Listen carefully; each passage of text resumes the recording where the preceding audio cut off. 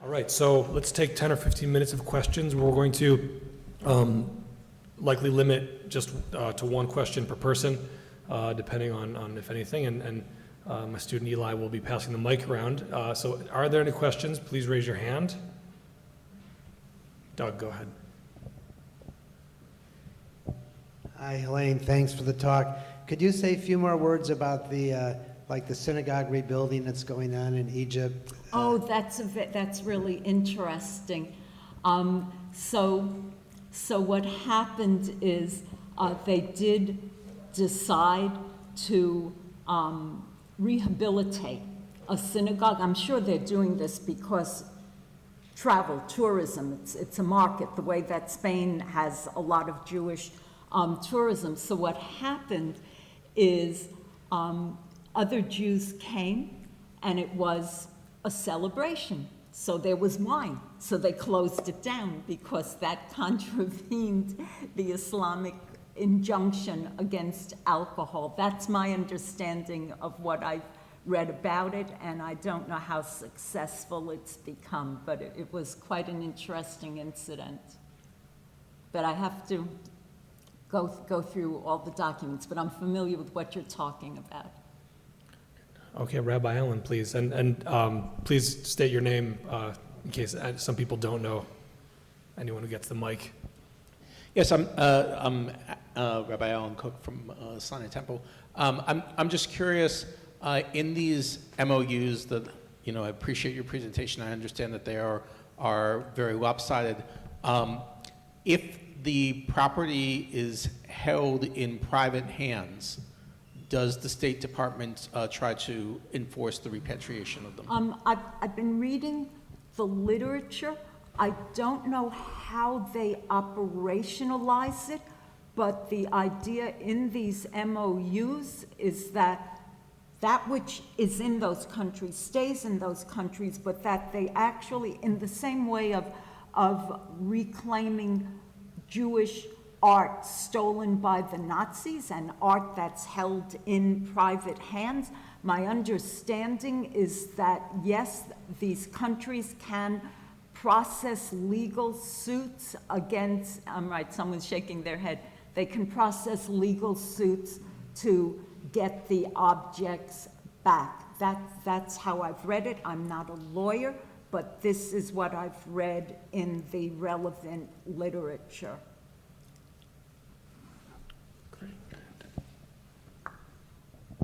I'm Lisa Chasanoff reporting for Jewish Chicago Magazine today. I have a quick question about kind of how you believe that discussions surrounding Jewish cultural heritage can happen in an academic space, and how people can kind of engage in those discussions from an educated perspective. That's such a good question. The problem, it's the World Archaeological Congress. That's part of the problem. The problem, it's up to well, there are two domains. One's the academic domain, and one is the actual profession of heritage management, people who aren't in the university, who are highly competent in doing management. I think it's really up to those of us who teach academic courses on heritage management to not just deal with NAGPRA, the Native American Graves Protection and Repatriation Act, and teach about the quite legitimate, happily legislated mandate that museums, for instance, holding Native American ceremonial objects, obviously the skeletal remains, that they be returned to the tribes. And I think that this is a topic that is not very well known, if at all, in the heritage field, and it has to be taught, and it's up to professors to teach it. Right now, my colleague Susan Frankenberg has received a grant from the university to work with a very fine young scholar in recreation, sport, and tourism on Holocaust museums and education. And I think that it's up to us, the academics, to try and teach this in the context of these larger frameworks, that if we're talking about repatriation, then we have to also include a Jewish minority's claim for its cultural heritage. It's a good case study of there's many different stakeholders across the world of cultural heritage, right? So I think, like you said, even just teaching, just what you showed us, right? I mean, even just the facts of those issues, in addition to the well contextualized. I think that's one way. Yeah, absolutely. Mark Sneer. I believe that most of the majority of Israeli Jews have Mina ancestry. Should that be important to emphasize when Israel is seen as a European invasion? Sorry, come again? Yeah, I He said that the majority of Israeli Jews have Mina heritage, and would that be something that's important to emphasize in this context as well? I think it would be. So I would think so.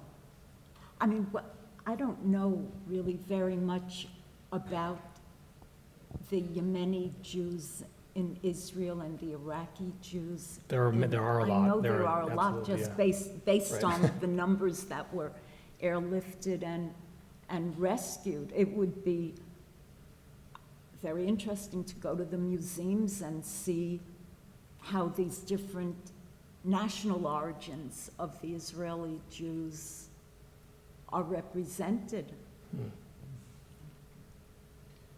Hi, Stav Ashur. My question is, obviously as a religious and ethnic minority in Israel, Israel has a lot of responsibility of making sure that the Druze people are, have all of the rights and everything. But my question is maybe a strange one. Do you think that there is a special role for the Druze people in the Israeli-Palestinian conflict? I sure do. Because the question that bothers me the most is the day after the war, for example, after the ceasefire. The thing is, we can't really judge children of Gaza. Like in Gaza, you have 2 million people, 50% of them are under 30. They never seen any reality that it's not Gaza regime. Like, you can't really judge people that their infrastructure, the schools, every aspect of their life was hijacked by terrorists. So in order to start and build a new influence, to change the main narrative that it's hardcore Nazi, right? We should address it and say it as it is. We should start from the sidelines where influence where there's bigger chance for change, and the Druze here play a great role, because I speak with Druze in Syria on a daily basis. They say in their vision, they dream to come and live in Israel or work in Israel or be friends with Jewish people, because they seen the difference. There's a saying in Arabic that says, the one with his hands in fire is not like the one with his hands on water.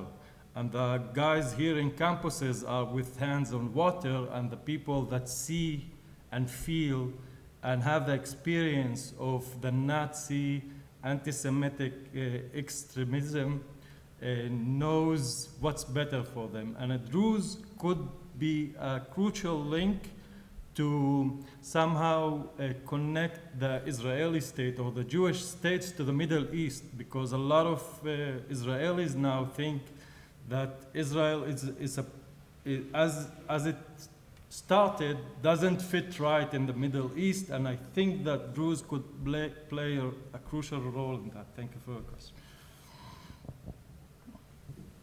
Hi, I'm Frank Salame, Boston College, which is not Boston University.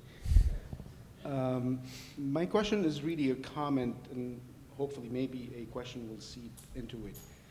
To what extent do you think language and discipline in language, in our use of language, matters in this case? And this applies to all three of you. I saw a few slides and I zeroed in on the language. And the reason I say that is because we live in an age of sound bites and memes and, you know, these jingles, war is not the answer, and nobody can disagree with that. But I mean, what is the question, right? If war is not the answer, I mean, these sorts of things we need to ask ourselves. And I was struck by Khalifa's jingle, which I'm going to plagiarize. A Semite can't be an anti-Semite like a Homo sapiens cannot be a homosexual. That's not actually mine. I heard it from Gad Saad, and he addressed it. Okay, I'll talk to Gad. Another Lebanese genius Jewish Yeah, guy. I'll plagiarize it from him. I can't take Because I actually credit do on not. I actually do not think there are Semites. That the term Semite is a philological term, not an ethnological term. And if there is an ethnological term meaning for Semite, it's for Jews specifically. So Arabs are not Semites. So to what extent do you think bringing more discipline into the language that we use? Brett, for instance, had a slide that spoke of the Muslim expansion. And I was like, my antennas sort of, why Muslim expansion? Expansion from where? It was a conquest. So let's name things by their names, right? And this takes me to another slide. Israel is Nazi, but Israel was written Israel. Misspelled. Yeah. So I think, the road is long, so we perhaps need to learn language and using language correctly before we begin sort of venturing into trying to understand this conflict. So I don't know if you want to weigh in on this question. Thank you. I will say that one thing that the West misunderstands about the conflict in Israel is that Palestinians consistently talked in two languages, one in Arabic and one in English or other languages, like Arafat used to do. They know how to appeal to the Western mind. They know how, like when Palestinians say that I'm George Floyd, I'm a Black Lives Matter, they know how to virtue signal to the ears that they want them to hear. And a lot of leftists, or how do we call it, the Peace Corps in Israel, got fallen by that because they put a lot of intentions to people that in Palestine they want to live, that they aspire for peaceful life, although, like, I don't know if you know it, but in Gaza you have more than 52 armed forces, not a single peace organization. And this is a mind-blowing. This tells the whole story, but yet until October 7th, and now after that it's starting to re-emerge again, people in Israel are still convinced that these people want to live and they want to peace because they put their goodwill and good intention on the other side without hearing them. Maybe they refuse because the reality is provided is too hard for them to consume, so they go by wishful thinking. And this is what I have to say about language. But language is very, very important because we allow a certain language like Al Jazeera, Al Arabiya. It's became like something to trade with, to accuse Israel in atrocities on a daily basis, and people are thinking that Israel is the center of the problems in all the world, like they're talking about genocide, they're talking about, I don't know, all sort of things. I heard a while ago that more than 100,000 Armenians were transferred just a few months ago. Nobody heard about it. People think that famine and starvation is only in Gaza. It's a bullshit claim because you have it in Sudan. But they are not the right people because they don't sit on media. And Palestinians are genius in using media, and Israel is losing this fight. We need to see how we can counter back and push back on this language, on this discourse. Thank you. Okay. Now let's do a last question from you're done. Hi, my name is Yarden Ashur. I'm from the psychology department here. I wanted to say first that thank you for all of you because it was really important and it was very validating. I really needed this day, especially after the last week. So thank you for coming from all far away. I know the flight. I hate the flight. I wanted to ask you about your podcast because it sounds really interesting and maybe I want to start listening to it. You were speaking so fast, I cannot understand. I'm so sorry. It's okay. Yeah. For Khalifa, it was about. Yeah, I just... אם אתה יכול לתאר קצת... Yeah, well, tell us about the podcast. Well, my podcast started during COVID. It was a personal I went to a personal crisis in my life, and I start seeing the things that we saw later because I lost my belief in the systems, the way they conducted, COVID was the ultimate enemy.